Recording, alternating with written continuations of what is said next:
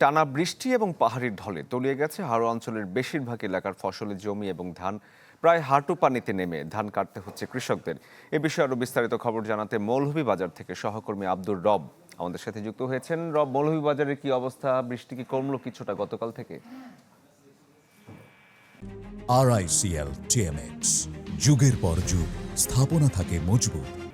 গত ৩ দিনে আসলে মৌলভীবাজারে ২২০ মিলিমিটার বৃষ্টিপাত রেকর্ডের কথা জানিয়েছে আমাদের আবহাওয়া অফিস। এবং মৌলভীবাজারে গতকালকে একটি বৃষ্টি ছিল না বলে চলে, কিন্তু আজকে এবং গতকাল রাত থেকে আসলে থেমে থেমে বৃষ্টিপাত হচ্ছে।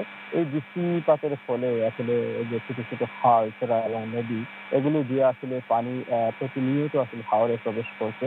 মৌলভীবাজারে কাওয়াদিঘি, হাকালুকি, হাইলাওর এবং ছোট-বড় যে আরো নিম্নাঞ্চল এবং হাওরগুলো রয়েছে, যেগুলোতে বড় ফসল রয়েছে, সেগুলোতে প্রবেশ করছে এবং ক্রমান্বয়ে আসলে নতুন নতুন ধানি জমি আসলে তলিয়ে যাচ্ছে। এবং আসলে হাওরে বহুমুখী একটি সংকট তৈরি হয়েছে। একদিকে তো কিছু ধান ইতিমধ্যে তলিয়ে গিয়ে পচে নষ্ট হয়েছে, নতুন নতুন ধান তলিয়ে যাচ্ছে এবং প্লাবিত হচ্ছে। এবং যে জমিগুলোতে ১.৫ ফুট ২ ফুট পানি রয়েছে, সেই জমিগুলো আসলে ধান কাটা যাচ্ছে না। এর কারণ হচ্ছে যে সেখানে মেশিন নামতে পারছে না। আবার শ্রমিকের সংকট রয়েছে, আবার শ্রমিকও বেশিক্ষণ এই পানিতে থাকতে পারছে না। কারণ হচ্ছে যে হাওরে আপনি জানেন যে একদিকে বৃষ্টিপাত হচ্ছে এবং প্রচুর বাতাস থাকে। ঠান্ডা পানিতে আসলে এই যে শ্রমিকরাও যে দীর্ঘক্ষণ ক্ষেতে যে কাজ করেন বা ধান কাটবেন, সেই জায়গাটা হচ্ছে না। এবং শ্রমিকের মজুরি ছিল ৳৭০০, সেটা থেকে ৮০০, ৯০০, ১,০০০, এখন কোথাও কোথাও ১২০০ থেকে ১৫০০ টাকা দিয়েও আসলে শ্রমিক পাওয়া যাচ্ছে না।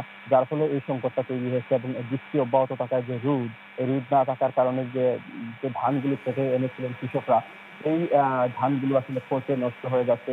যে ধানের যে স্তূপ, সেখানে আসলে এক ধরনের চারা গজাচ্ছে, চারা গজিয়ে রব, সবুজ হয়ে আপনাকে অনেক ধন্যবাদ আমাদের সাথে যুক্ত হওয়ার জন্য। দর্শক, হাওড়া অঞ্চলের কৃষকদের কষ্টের চিত্র দেখাচ্ছিলেন আমাদের সহকর্মী।